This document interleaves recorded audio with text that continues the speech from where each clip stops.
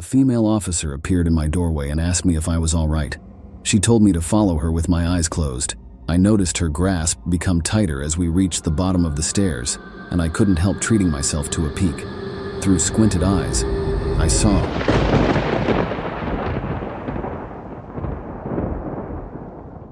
Please don't mind me.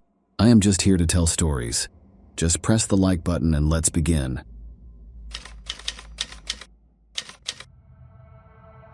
I was home alone when I heard laughter downstairs. I longed for the nights where my mother would don an evening gown, punctuate every sentence of her lecture with the clicks and the clacks of her high heels, as she strutted to the door and leave a deep red imprint of her lips on my forehead before she allowed herself to be whisked away by her suitor of the night.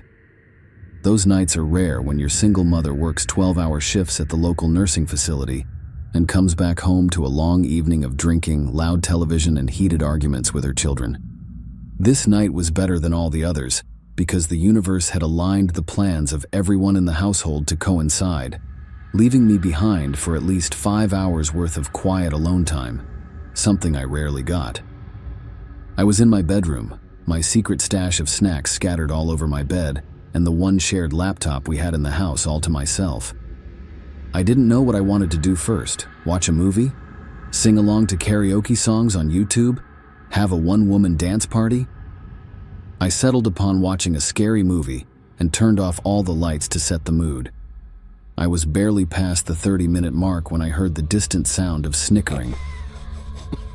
For a few seconds, I convinced myself that it was just a background noise in the movie I was watching, but my reassurance faltered when I paused the film and still heard it. I was frozen in place. I didn't know what to do. I just waited for something to happen, but nothing did. I slowly shifted my position. The bed frame creaked under my weight as I did so. I planted both my feet on the ground and paused for a few minutes. It was most probably one of my siblings who had come home early and was playing a prank on me. It could have even been one of my neighbor's kids. Whoever it was, I was a 16-year-old girl who wasn't taking any chances. I finally had the mind to scan the room for anything I could use to defend myself. I shared a room with 6- and 8-year-old girls. The entire place was childproof, and my best bet was a heavy sports trophy, but I figured that it was better than nothing. The snickering got louder and nearer. It was turning into chuckles. I didn't know whether I wanted to wait in here until I was found, or do the finding myself. I took another long, hard look at the trophy in my hands and decided to wait. With each minute that passed, the laughter increased in volume and enthusiasm. It sounded like a child who knew his parents were heading towards his hiding spot during a game of hide-and-seek, laughing with the voice of an adult. Then I heard the sounds of chairs being dragged across the hardwood floor. It didn't sound like it was with much purpose other than to clear them out of the way. A slippery, slobbery, wet noise followed suit. It sounded familiar, yet it wasn't one I had particularly heard before. Whoever was in my kitchen was slamming, ripping apart, and mushing whatever it was he had in his hands. I heard squishes and squelches, and I could only assume that it was some sick psychopath with a fetish for breaking into houses and mauling large animals. Whatever it was, he was laughing throughout. I was terrified. There was a stranger in my kitchen, laughing maniacally as he seemingly prepared himself a snack on the counter. There was an intruder in the downstairs of my house, the place where I had left my cell phone. I turned around and looked at my laptop, wondering if the police would respond to emails. I decided to give it a try anyway and tiptoed back to my bed. My trembling fingers struggled to type slowly and quietly, but I eventually managed to send an email and post for help on social media. An excruciating 7 minutes passed by until I heard someone pull up on the driveway. It didn't sound like the police. I heard the sound of heavy footsteps running up to the front door, frantically jamming a key into the keyhole and swinging the door open. The laughter stopped for a brief second before it turned into a roaring guffaw. A shriek and an ear-piercing scream penetrated the silence of the neighborhood, and whoever produced it turned around and ran towards the street, taking their screams with them. The manic laughter followed suit, and I finally dared to run to the bedroom window. I saw my sister running down the street while screaming, trying to attract as much attention as she could, and by the looks of it, she was succeeding. Running in the opposite direction was a naked man covered in a massive amount of blood that I had only seen before on television. He was still roaring with laughter as he disappeared out of sight. I watched out of the window as a posse gathered just outside my house. My sister hadn't stopped screaming. I realized that she wasn't just trying to attract attention, but she was actually hysterical, and I did not want to go downstairs and greet whatever had brought my sister to such a state. The crowd grew larger as the flashing red and blue lights arrived and footsteps stormed into my house. I heard curses and retches downstairs before someone finally called out. All I could manage to produce at first was a squeak. A female officer appeared in my doorway and asked me if I was all right. She told me to follow her with my eyes closed. Great advice for a rebellious teenager. I noticed her grasp become tighter as we reached the bottom of the stairs, and I couldn't help treating myself to a peek. Through squinted eyes, I saw the dismembered body parts of my mother neatly arranged beside her decapitated head on the kitchen counter. I passed out. 47 minutes. That was how long I had spent listening to my mother being torn into, ripped apart, mutilated and eaten.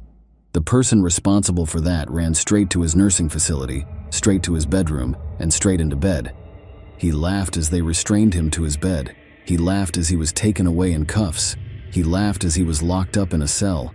He laughed as he made eye contact with me in the courtroom as his sentence was being announced. I won't be surprised if he was still laughing when they strapped him to the chair. He will never laugh again. Nor will my mother.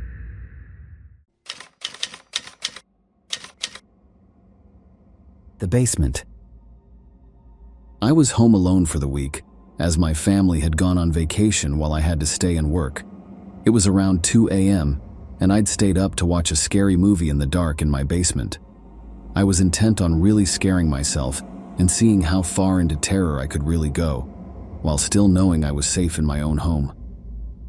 It was then that I heard pounding footsteps on the first floor. This was a common, annoying occurrence when my family was home. Every time they passed through the front hallway, past the basement door, I heard their footsteps. This time, fear immediately shot through me at the sound. My reflex was to turn the television off immediately. The basement door was up a flight of steps and around a corner, so whoever it was would not have seen any light. I heard the basement door handle click and turn as I sat in absolute darkness. I moved slowly so as to be absolutely silent and crawled behind our large television. As I passed it inch by inch, I noted with panic that its black screen still dimly glowed. I heard footsteps coming down the carpeted but creaky stairs. I froze in my hiding place, listening. For many long minutes, I heard nothing. Had the intruder seen the television's afterglow, or had it faded in time? Was he standing in the pitch dark listening for me? I seemed to lie there in total silence for an interminably long time. My panic began to fade, and I began to think more clearly. Had I really heard an intruder? Could someone possibly be standing there in silence for so long without making any noise? The basement was so exceedingly quiet that the silence itself began to hurt my ears. Could the unknown person really avoid any noise from shuffling or breathing, or anything else? If there was an intruder, he was still in the basement, because the creaky stairs were incredibly loud. The door handle clicked, and he wouldn't know to mask his footsteps on the first floor so that they couldn't be heard down here. I began counting in my head, trying to pass the time, as drool fell from my mouth onto the carpet. I didn't dare risk the sound of swallowing. I reached 60 seconds once, twice, 30 times, 60 times. By now my fear had faded and I was more confused than anything. I estimated I'd been crouched in the absolute black for almost 2 hours and had still heard nothing. If there was an intruder, none of this made sense. Finally, I decided I'd have to make a move. If I did nothing, eventually the sun would come up and shine in through the small basement windows. And worse, I began to smell something horrible and cloying. Slowly, ever so slowly, I began inching my way towards the stairs by way of the walls. If someone was standing there in the dark, I should be able to go around them and then make a break up the stairs. Meanwhile, the horrible odor grew stronger. Had something died down here in the night? No living person would smell like that. Terrible images of some sort of corpse monster listening to me in the dark erupted in my thoughts, and I moved as fast as I could without making a sound. Just as I finally approached the stairs, there was an enormous clatter, as of something falling or collapsing on the floor. It was at that moment I leapt forward and crashed up the stairs, running out through the open basement door and my wide-open front door. Now certain that someone was in the house, I called the police from my cell phone and watched my house from afar. The police came, checked inside the house, and then grimly came back out to question me. They'd found a body in the house, my elderly neighbor, who seemed to have died of a heart attack. Their belief was that I must have left the front door unlocked, and he must have wandered in my house while dying, looking for help. At first, I felt horrible, thinking that I had sat there in the dark while the old man literally died a few feet away. Then it occurred to me, what the hell was that loud noise of things falling that last prompted me to bolt up the stairs and out of the house? I asked the police and they confirmed. The back door of my house had been left open as well, near a single bare footprint in the mud. Somehow, for some reason I'll never know, there was someone else in that basement with us, silent, waiting, and listening in the dark over the fresh corpse of an old man.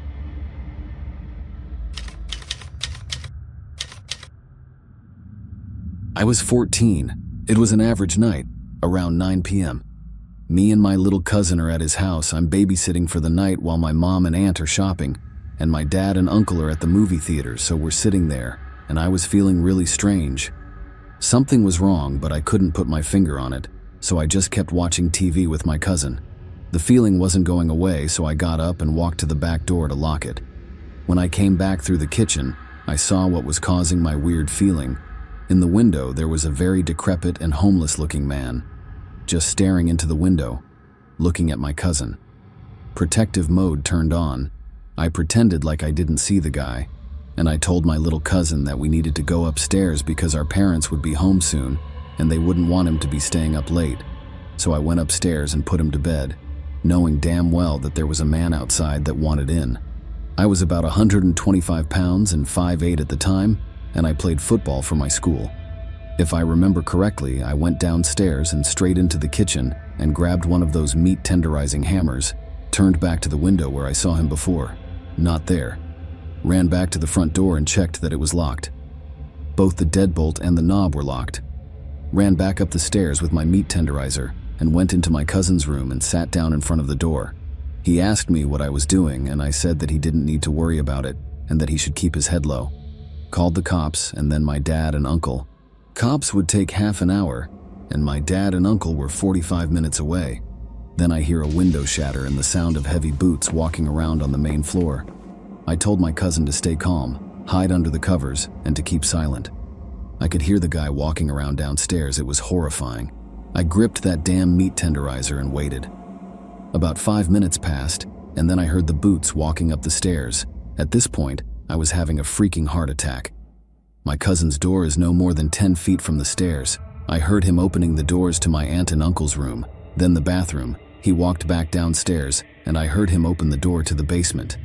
15 minutes later, the police showed up and burst into the house. It turned out the guy was loose from a mental hospital 1 province away.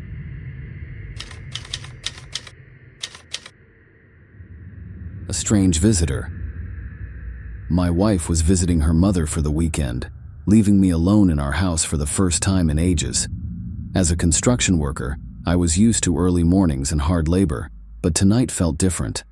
The house seemed unnaturally quiet, every creak and groan amplified in the stillness. I settled into my recliner with a beer, flipping through channels aimlessly. Just as I was starting to doze off, the doorbell rang. I glanced at the clock. It was nearly midnight. I hesitated, wondering who could be visiting at this hour. Reluctantly, I got up and opened the door. Standing on the porch was a man in his early 30s with a neatly trimmed beard and wearing a suit. He smiled warmly. "Hi, I'm Julliard. Can I come in, please? I've been stranded and I'd like to spend the night at your house," he said. Something about his presence made me uneasy. I knew I should have refused, but I found myself stepping aside, unable to stop myself from letting him in. It was like being hypnotized. I watched him step into my home, still smiling. "Thank you," he said, looking around. "It's a cozy place you have here." "Yeah, thanks," I muttered, my mind racing. Why did I let him in? This isn't right. We sat in the living room and I tried to make small talk to mask my discomfort. "So, What brings you out here at this time of night?" Juilliard shrugged. "Just a series of unfortunate events. My car broke down nearby." "Did you watch the game last night, by the way?" I nodded, though I wasn't really paying attention. My thoughts were tangled, my body moving on autopilot. We talked about football, furniture, and other mundane topics, but something felt off. His questions became increasingly personal. "Your wife is out of town, right? Visiting her mother?" he asked casually. I felt a chill. "Yeah. How did you know that?" He ignored my question. "And you have 2 kids, a boy and a girl. They're with her, I presume." My heart pounded. "How do you know about my family?" Juilliard's smile widened. "I know many things, John. For instance, I know your son is afraid of the dark, and your daughter has a birthmark on her left shoulder." I stood up abruptly, a surge of anger and fear coursing through me. "Who the hell are you?" He remained seated, calm and composed. "Please sit down. We're just getting to the interesting part." Against my will, I sat back down. My mind screamed at me to run, to do something, but my body refused to listen. Juilliard's eyes seemed to bore into my soul. "You see, John, I'm not exactly who you think I am. I'm not a Jehovah's Witness. I'm something far older and more complicated." He leaned forward, his smile now a predatory grin. "I'm a jinn." The room seemed to darken around us. My breath caught in my throat. "A jinn," I whispered. "Yes, and I must say your hospitality has been refreshing." He chuckled softly. "Now, let's talk about your fears, shall we?" He began to speak of things no one could possibly know. Dark, hidden fears, and secrets I had never shared with anyone. My hands trembled, sweat trickling down my back. His words felt like knives, cutting into the deepest parts of my psyche. "Why are you doing this?" I managed to choke out. Juilliard's eyes glinted with malice. "Because I can, because it's amusing, and because you invited me in." I couldn't move, couldn't think. The room spun, and his voice seemed to echo inside my head. I don't know how long it lasted, but eventually, everything went black. I woke up to the sound of birds chirping. Sunlight streamed through the windows. I was still in my recliner, my beer untouched beside me. I glanced at the clock. It was only 2 hours since I'd let Juilliard in, but it felt like a lifetime had passed. I stumbled to the front door, flinging it open. There was no sign of him, no footprints, nothing. I checked my phone, and sure enough, my wife had texted me goodnight just an hour ago. I sat down, trying to make sense of it all. Has it been a dream? A hallucination? But deep down, I knew the truth. Juilliard, the jinn, had been real, and he had left a mark on my soul that would never fade. My heart was still racing as I decided to check the rest of the house. I moved cautiously, half expecting to find some evidence of Juilliard's presence. The living room was just as I had left it, the kitchen too. As I climbed the stairs, I felt a growing sense of dread. My children's rooms were empty, just as they should be, but I couldn't shake the feeling that something was off. I opened the door to my bedroom and stopped dead in my tracks. There, written in the condensation on the window, were the words, "See you soon, John."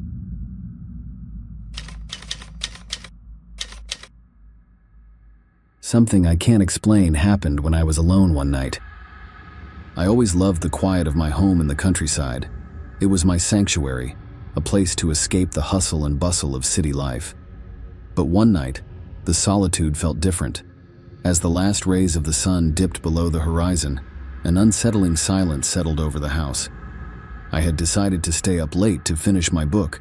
The rhythmic sound of rain against the windows was usually comforting, but that night it seemed to carry an eerie undertone.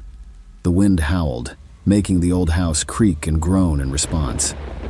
Suddenly the power went out, plunging the house into darkness. I cursed under my breath, fumbling for the flashlight I kept on the side table. I flicked it on, the narrow beam piercing through the inky blackness. I made my way to the kitchen to check the circuit breaker.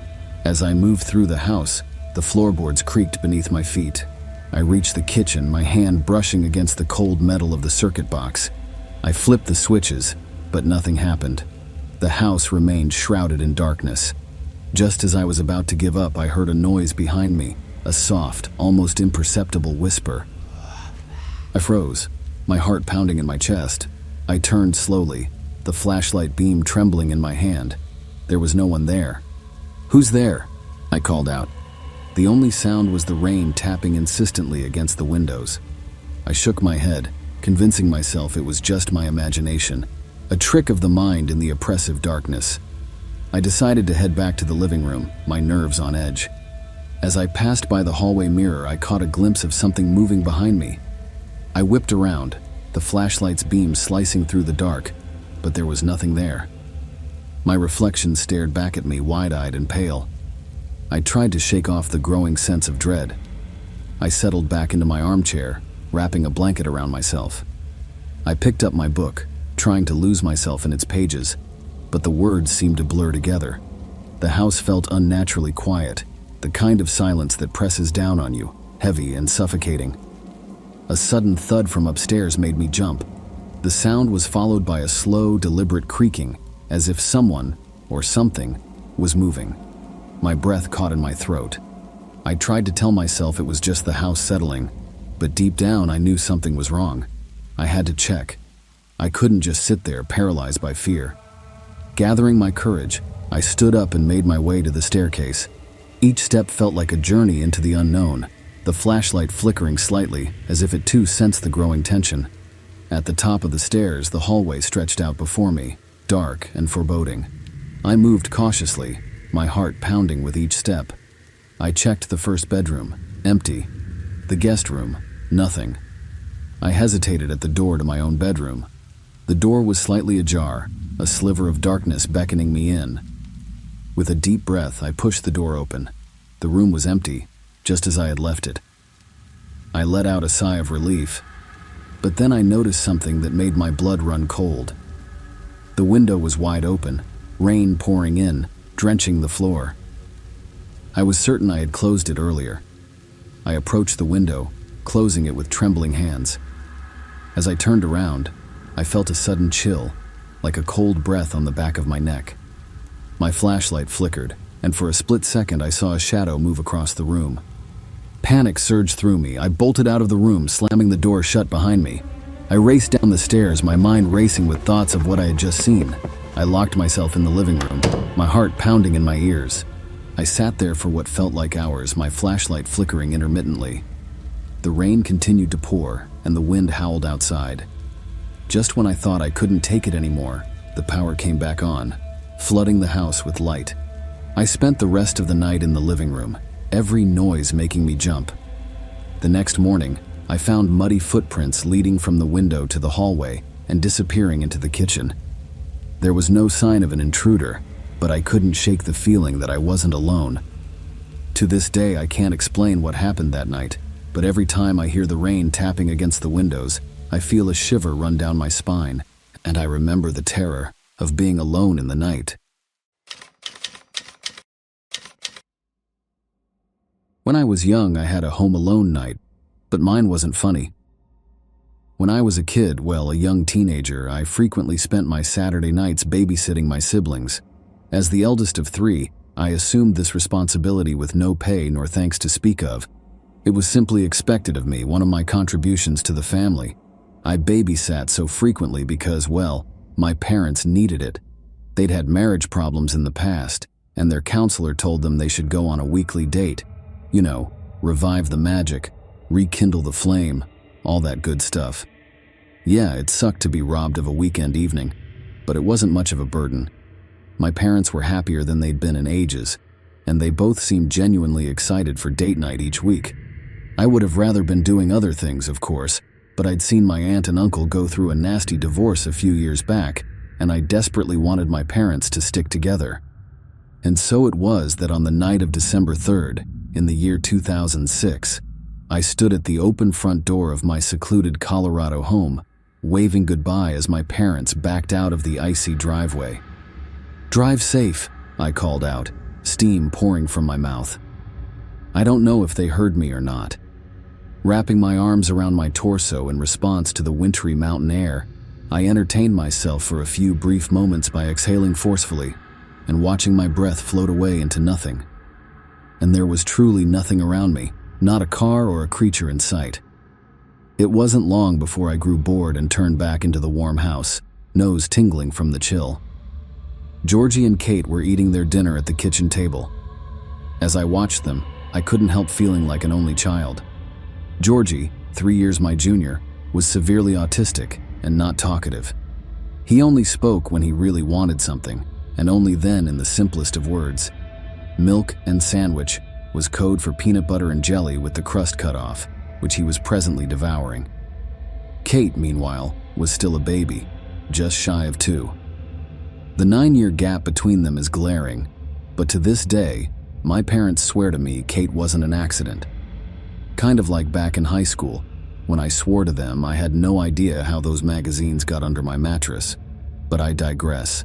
The kids finished dinner and I set them up with their entertainment for the night. Georgie in his room with the PlayStation 2, which was a hot commodity in those days, and Kate in her crib, in front of Sesame Street. Myself, I ignited the basement fireplace, dimmed the overheads, and curled up with a book by the light of our Christmas tree. God, that was a nice house. Not a day goes by that I don't miss it. I read in perfect contentment for nearly an hour. Night had fallen by then, and the room had become toasty. I was beginning to doze off when I heard Georgie's heavy footfalls descending the staircase. I sat upright and looked at him expectantly as he waddled into the room. "No more knocking?" he said, brow furrowed in annoyance. I shook my head. "I'm not knocking," I said. "Is someone at the door?" Georgie just stared at me blankly. "Georgie," I said more clearly this time, "did someone knock on the door?" "No more knocking," he repeated. "Knocking on window." Knocking on window, I stood up, now wide awake. "Georgie, is someone knocking on your window?" "No more," he replied simply. I stood in silence for a moment, unsure of what to do. It was probably just one of my friends playing a prank, I thought, but being alone in a house that big makes you a little jumpy. My mind started to race through the situation. I was a 13-year-old boy in a nice house on the hilly outskirts of a Colorado mountain town. The streets were engulfed in trees, and there were no homes within a quarter mile of my own. Our road saw next to no traffic, and the police station was a good 15 minutes away. It was probably my friends, I thought, but what if it wasn't? "Follow me," I told Georgie. Hand trembling slightly, I turned the knob and glanced up the staircase. It was dark up there. The only light came from Kate's room. Kate. I sprinted up the stairs to her room, where she remained happily perched in her crib, squawking with delight as Elmo fiddled with his crayons. I breathed a sigh of relief, but still, my heart thumped in my chest. "This is silly," I told myself. "Be a man." I made my way down the hall to Georgie's room and stood tentatively at its door.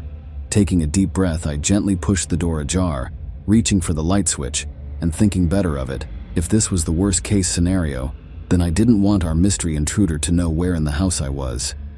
The only light in the room came from Star Wars Battlefront's game-paused screen. I listened for a moment, but heard nothing. I began to suspect that Georgie had simply imagined the knocking. Somewhat exasperatedly, I moved to the window and flicked up a blind to reveal nothing. Just a landscape of freshly fallen snow backed by a quiet, lonely road. I watched the peaceful night, relieved as the large flakes fell softly to the ground, my eyes trailing an individual fractal all the way to the footprints just beneath the window's frame. At first, I did not comprehend them. I just stared, transfixed, at the deep imprints in the snow. Shoes. A man's shoes. None of my friends wore the size, of that I felt sure. I traced them backwards from the window to the sidewalk, from whence this intruder had evidently come. But where did they lead? It was a bright night. The moon shone proudly between the clouds. My eyes followed the steps across the front yard, but once they passed behind the giant pine, they disappeared. My heart leapt to my throat. Whoever had walked behind that tree was still there. In panic, I quickly backed away from the window. Georgie, sensing my fear, began to whimper. No, shh, I muttered. desperate to keep him quiet. I flicked the television off and led Georgie out of the room. I quickly pulled Kate from her crib, powered her TV down as well, and carried her down the stairs in the blackness. "Can't see," Georgie said, and Kate began to cry. I shushed her hurriedly as we descended. Once in the basement den, I unplugged the Christmas tree so that the only light in the room came from the embers of the dying fire. I sat Georgie down on the couch and settled Kate in his arms. "Sit right here," I directed, staring into his eyes. "Don't move, do you understand? Do not move." "I need to call the police." I would have called my parents, but this was 10 years ago, and they didn't have cell phones. So I took the stairs quickly and quietly, tiptoeing to the phone hanging from the wall of our living room. I picked up the phone and dialed 911, but I heard nothing. Silence. I slammed it on the receiver and picked it up again. Again. Nothing. I think it was around this point that I started to cry. I couldn't help it. I was scared. I tried to calm myself down, telling myself that the storm had killed the phone line. But there wasn't much of a storm. The snow was steady, sure, but there wasn't even a breeze. Certainly nothing that could have disabled our phone. Tentatively, I walked into Kate's room and peeked out the window. My first glance was toward the tree, of course, where the footprints stopped, but now they continued. Sometime while I was herding my siblings downstairs, whoever was behind the tree had moved. I followed the footsteps across my frozen front yard to a man standing near the driveway. He was looking right at me. My breath stopped. I was frozen in place. This was not one of my friends. I had never seen this man before. But he was looking at me with an eerie blankness. He was wearing a black turtleneck and black slacks, a lone dark spot on a blanket of purest white. My eyes never left him, and his never left me. We stood still, silently staring, for what seemed like an eternity. My heart thrummed in my chest, and I felt nauseous. For the first time, gazing into this man's eyes from afar, I began to consider the possibility of my death. I thought of my dad's brother, who was killed in an accident at age 11. Forever 11, never growing up. Frozen in time, in the memories of all who knew him, as a soul of eternal youth. At this, the tears flowed freely once more. "Please don't hurt us," I begged in a sobbing whisper. I knew he could not hear me, but I couldn't help myself. Finally, he broke eye contact with me and looked toward the heavens, toward the gently falling snow. He was saying something, but what, I could not hear. I stared, transfixed, as he pulled a handful of dark powder from his pocket. Then, still gazing upward, still muttering to himself, he flung the stuff at his feet. I desperately wanted to run, to get my siblings, but I thought that to let this man out of my sight would be unconscionably foolish. No, better to keep an eye on him. The house was still locked. I had the upper hand, I felt. Besides, I could not bring myself to look away from the strange ritual unfolding before me. The man had removed his sweater and flung it carelessly to the ground behind him. He was no longer staring skyward, but his lips continued to move. I trained my eyes intently upon his mouth, trying with no success to read his words, when I saw something glint in the moonlight. It was a knife, a long, callous blade, which he had removed from his other pocket. It bore dark stains already. From what? I covered my mouth to hush a scream as the man, still muttering to himself, ran the edge of the blade along his pale, distended stomach. A thin red line appeared along his abdomen, and blood of the deepest shade began to dribble from the wound. The streams trickled down his belly and fell ungracefully upon the black powder at his feet. At this, the man stared skyward once more, face contorted in a gruesome smile. He was sobbing uncontrollably, and mucus ran freely from his nostrils, but he looked happy, beyond happy, elated. My stomach churned in revulsion. This man was in ecstasy. I watched, almost entranced by this bizarre unfolding, when the man's face changed suddenly. He looked directly at me once more, and his eyes appeared unhinged. Still clutching the knife, he began to sprint directly at my window. I took one look at the weapon this man brandished and instinctively fled the room. I slammed the door shut behind me and was halfway down the stairs when I heard the window shatter. The man screamed loudly in pain as I reached the basement. I locked the door behind me and ran to Georgie and Kate. "No more screaming," Georgie pleaded. "No more screaming," I agreed in hushed tones, stroking his hair in an effort to calm him down. Kate, meanwhile, seemed happy as a clam.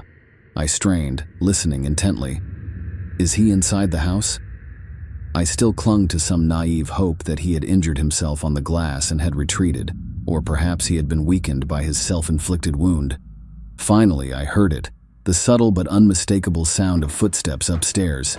He was indeed inside the house, and by the sound of it, was trying to be quiet. I silently guided Georgie and Kate into a storage closet and closed the door behind us, manipulating the handle to make as little noise as possible. We stayed there for about 5 minutes, listening to the ceiling creak threateningly above us. Then I realized, I don't know why it took me so long, that we were not trapped. We still had a way out. I saw in my mind's eye a window well, in the bathroom down the hall, the only access our basement had to the outside world. Almost as if on cue, a frustrated scream echoed from above, followed by a tremendous crash. He had pulled something to the ground, perhaps the entertainment stand, or maybe the hutch. "He's here!" the man shrieked hysterically. "How dare you hide from him?" To this day, I don't know who he was talking about, but it was at that moment, the moment I heard him begin to descend the stairs, that I made my move. Holding Kate in one arm and guiding Georgie with the other, we began our flight down the hallway. As we reached the bathroom, I stared fixedly at the window near the ceiling. It would be a tight fit, but we could make it. I flung the window open, stood on the toilet, and placed Kate gently in the shallow window well. Then I stepped off and told Georgie to get on. "Yucky, gross, no standing on toilet," he said, looking embarrassed. I heard the man fumble with the locked handle at the base of the stairs. Time was running out. I'm not proud of what I did next, but it was the only way I could think of to get Georgie to cooperate. I smacked my brother roughly across the face and grabbed him by the shirt with both hands. "Georgie, get on the fucking toilet!" I snarled at him the first time I had ever said that word. He began to wail in pain and surprise, but he did step onto the toilet all the same. "Climb out the window," I directed in a harsh tone, and as he grabbed the ledge, I used all the strength I could muster to help push him up. Once, he almost slipped back down, almost, but he was stronger than I thought he was and managed to pull himself back. As I clambered out myself, I heard a raucous crash. The man had broken down the basement door. With one last hoist, I pulled my legs up through the window and shut it quietly behind me. As I helped my siblings out as well, I heard one last anguished shout from the man, muffled through the pane of glass. "Why are you hiding from him?" "Cold," screamed Georgie as I led him barefoot through the snowy grass. In panic, I shushed him, but it was no use. He and Kate were both crying quite loudly by this point. My only hope was to get them as far away from the house as possible. I heard a distant crash from inside the house, and I quickened our pace. Feet numb, I sprinted through the yard to the sidewalk and practically had to drag Georgie onto it.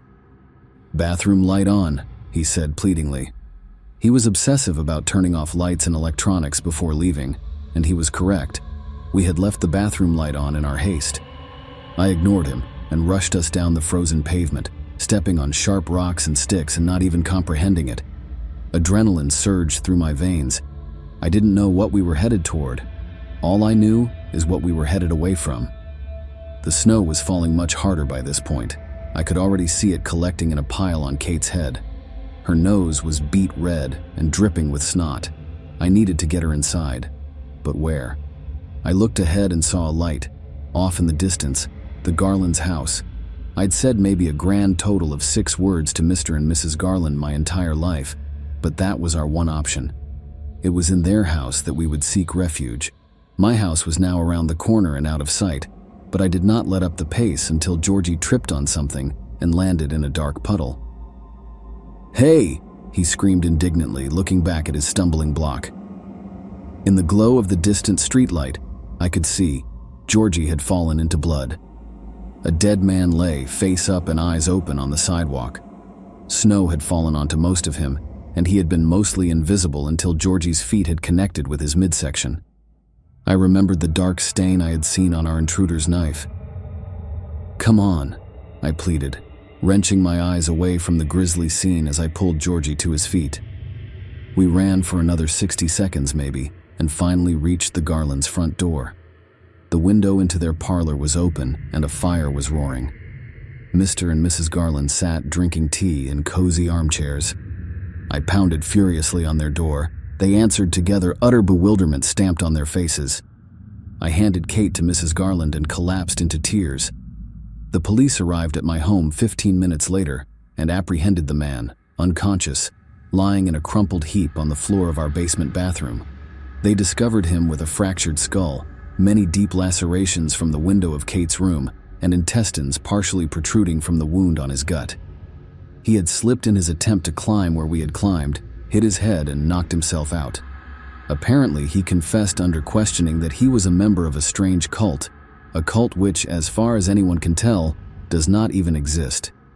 He claimed to have been taking part in a ritual which required the sacrifice of a pure soul, and my autistic brother had been his target that night. My parents have not shared with me all the details of what happened after that night, but as far as I know, our intruder is currently rotting in a cell. The man he killed, the man lying on the sidewalk, was a friend of my father who lived 2 streets over. He had called his wife on his cell phone not long before he died, informing her of a suspicious man dressed in black, stalking around the neighborhood. My parents arrived home from their date to find police swarmed around the block and their home a crime scene. My father relocated at work, and we had moved across the Rockies to Salt Lake City just 2 weeks later. Kate is now a bratty middle schooler. As far as I'm concerned, she's perfect. Georgie, now 21, hasn't changed a bit, but he loses his mind if someone knocks on a window. As for me, I'm a bit of an adrenaline junkie now. I climb mountains with narrow trails and steep ridges. I go cave diving in places where you shouldn't, all, I think, in an attempt to recreate the fearful intensity of that one snowy night long ago. But it never works. The closest I come is when I'm alone, in my room, in the dead of night. Then, and then alone, is when the fear sets in.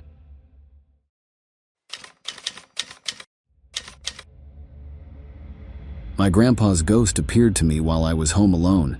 He said he wanted to protect me from something. It was a sad day when I was told my grandpa had died. For as long as I can remember, I always spent a week of my summer holidays with Grandpa Boris and Grandma Olga, and those days were the best times of my life. My grandpa was a slender and tall man with a thick mustache and always wore odd socks. He had lots of stories to tell while he still lived in Russia. My favorite was how he acquired his prosthetic arm by punching a bear in the snout, while Grandma was giving birth to my father in the woods one morning. My grandma was a petite and loving woman who taught me how to cook and bake, mostly down to how I was quite skinny while growing up, and it made her worry for me. "Why, you're slowly becoming the best cook I know, Darren," she joked one day. Aside from me, of course. I was taught other things like how to write my name in Russian, how to defend myself by using a scarecrow as a practice dummy, how to tie a knot, etc. The saddest part was having to go home after my grandparents said goodbyes to me and my parents at the train station. At least I was able to bring home a new jumper that Grandma had knitted for me and some things from the war that Grandpa's father once had. It was Grandma who was the first to die. Trauma to the head, I was told, but not much else. I remember Grandpa becoming more reclusive after that, but managing to appear at family Christmas parties. We tried our best to make him be as welcome as we could. My father was still quite wary of Grandpa because he thought that he didn't approve of him marrying an English woman as opposed to a Russian-born woman. I didn't want to inquire any further about it. In my mind, it wasn't really my place. One summer, I remember being told by my mother that I wasn't going to see Grandpa that time, and never again for that matter. My parents didn't know the cause of how he died, but doctors told them it must have been due to an underlying heart condition that went undetected for months or even years. It wrecked my 14-year-old brain really hard. How 2 of the people I've known since I was little had just gone, like that. My mother tried to reassure me that Grandma and Grandpa were reunited in heaven, which gave me some happiness, but it felt like my soul had died with the grandparents I loved so much. At the funeral wake, I stuck to the corners and walls like ivy, while other relatives offered their condolences to me and made small talk.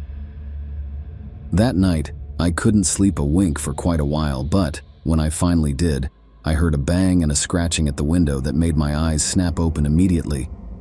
I looked to the window beside my bed and felt cold all over me. I was looking at the face of a human-looking creature with sunken ice-like eyes, gaunt and shallow cheeks, shriveled lips and knife-like fingers clawing at the window. He, I assumed it was a he, was just staring straight ahead, his teeth bared like a wild rabid animal. My heart sank when he noticed me and smiled, giggling like a maniac. He slowly scraped his knife fingers on the glass of my window, whistling a tune at me. I wanted to scream, but fear wrapped at my throat like a noose, and when I found the courage to rip the blankets off of me, he was gone in a flash. I looked out the window, but in the darkness, I could see nothing. No movement, no sign he had even been there ever. I stayed awake, not wanting to go back to sleep, worried that whatever that was would come back and do God knows what to me. I can't tell you why I didn't tell my parents about it, but thinking back, what would they have done if I had told them? 2 years later, and I was 16 and getting ready for my GCSEs. My parents told me that they were going out for a friend's birthday that night, so the house was all mine. I saw this as exciting since I have no siblings, and my parents trusted me enough to not set the house ablaze. Now I am king of the castle, I loudly proclaimed as my parents made their way to the car when it got close to sunset. I managed to get some homework done and got the idea to call up my girlfriend at the time, Catherine, and watch movies and eat pizza with her. The house was all ours, so why not? No luck there, unfortunately. Apparently, she'd come down with the flu. Oh well, more pizza for me, I suppose. It was getting near midnight, the witching hour, but it was going to be a weekend, and I could stay up for as long as I wanted. That's when the front porch's light turned on. It was a motion detection light, and I brushed it off. It was probably just one of the cats in the neighborhood wandering around. The light just kept flickering on and off, and I knew that it wasn't one of the cats. I put down a pizza slice and unlocked the front door to look outside. A stupid decision, all things considered, but I felt safe where I was. Nothing was there. I closed and locked the door and returned to where I was. Before I had time to sit back down, I felt my heart stop. There was a man in the room. He had gray, curly hair and a thick mustache. He was wearing a cream-colored fleece jacket, high-waisted trousers, 2 different colored socks, and brown loafer shoes. I recognized that one arm looked much weaker than the other one, and I knew this man from anywhere. "Grandpa?" I asked. "Hi there, Darren," he greeted. "You've gotten bigger since I last saw you. Have you been eating your veggies?" I tried to string a sentence together, but I didn't know what to ask him. "I thought you died." I tried to stop myself from saying that, but the words were out of my mouth before I could do anything about it. "I did," he confessed, sighing. "It's a horrible thing to go through, both knowing that you've lost someone and losing yourself." "So why are you here?" I sat down next to him. "I wanted to tell you something, Darren Kolodov," he said, and I've never seen him with such a serious expression on his face. "And I want you to listen. You're now old enough now to know the truth." I was confused. What had he come to tell me after 2 years of nothing? He cleared his throat. "I never told you the story of me and your grandma," he began. "When I first met her, I thought she was the most beautiful woman in Russia. No, the world. We got to know each other, and I got irresponsible. I conceived your father outside of marriage one night. Our wedding, though rushed, I enjoyed, and Olga looked more radiant than the sun." He smiled at the memory and stared off to the distance. Then his smile faded. What I didn't know is that her family had ties to criminals. I found this out one day when I was visited by her father and her uncles. Her father got me to my feet and he said, "Kolodov, I heard you were very ambitious to deflower my daughter and expect me to give you a father's blessing." I say to him, "Mr. Ilyushin," I say, "my intentions are good, and I can be a suitable husband to Olga and a kind father to our unborn child." One of her uncles says to me, "My brother is a generous man, Boris. We agree that if you think of leaving Russian soil to run, we'll make sure your child disappears in Siberia." "What happened then?" I ask, shocked. Though I cannot remember exact words, I can remember him telling me that he curses my bloodline and that he will hunt me and my descendants down if there's a child born on foreign grounds to a foreigner. He looked to his prosthetic arm. Do you remember the story of how I lost this arm? I think it was your favorite. I hesitated, trying to resubmerge the memories. You fought a bear while Grandma was giving birth, weren't you? Grandpa chuckled. That's only half the truth. It wasn't the forest where Olga was giving birth. No, she was at the hospital, and I was sprinting at full speed to get there. On my way, I was attacked by Mr. Fedorov, who was nicknamed the Bear because of his size and how he could rip a man's throat out. He was a close associate to Olga's father and didn't want me seeing my own child. I threw punches and insults at him, and in turn he sliced my arm off. Don't worry, I did manage to see my child, your father. I named him Vasily after my own grandfather, and I feared for his life every day. I scratched my brain for questions to ask him. But how come you began life over here? Why not stay in Russia? Why not stay in Russia, he repeated. When Olga's father had died, I saw my opportunity to leave with her and Vasily for a new life. I constantly urged for Vasily to be with a woman from Russia, but he ended up with Mary, your mother, and had you. I never told Vasily or Olga about what I was told back then. I regretted it every hour I was awake and every second when I was asleep. He looked at me and smiled. But you became the smartest and brightest grandson a man can ask for. What about Grandma? Is she here too? I almost sounded excited, but Grandpa's frown made me almost regret asking. No, he solemnly replied. She served her time. All she ever wanted to see was her family happy. I have to stay behind because I want to protect you from whatever her father sends your way. Suddenly, I heard the scraping of metal against the walls and giggling. At that moment, I felt like I was 14 again and terrified of those icy eyes. Do you remember those self-defense lessons I taught you? Grandpa asked. Yes, I asked as the scrapes came increasingly close. Why? Use them, he said as he disappeared in a ghostly mist. When that door opened, greeting me was the same figure from 2 years ago. His figure was emaciated, and he was clothed in nothing but tatters and that wicked smile. I didn't hesitate when I threw a punch to his rotting nose, inducing a cracking sound. I fled to the kitchen to find a weapon to defend myself, but he gained on me at record speed, grabbing me and chucking me to the ground. He flipped me over, and using his knife hands, tried to stab my eyes. Using the same tactic, I grabbed the back of his hard head with my fingernails and jammed my thumbs into his eyes, causing him to release his grip. I dashed to the kettle and thwacked him over the head with it, but that didn't stop him. He uttered garbled words that sounded like Russian to me, but before he could slice at my mouth, I could smell iron in the air. The creature started to vomit up blood, and I noticed the enormous hole in his stomach, which made him stumble to the ground. It took me a while to catch my breath as I stared at the creature, and my mind had millions of things going through it at 1,000 miles per hour. I came to my senses and dashed to the phone to call the police. They arrived quickly alongside my parents, who I also called. My mother rushed towards me. Tears ran down her face as she held me tightly. I managed to tell them and the police everything, minus me seeing the ghost of my grandpa. I had to stay at a friend's house while the police checked everything.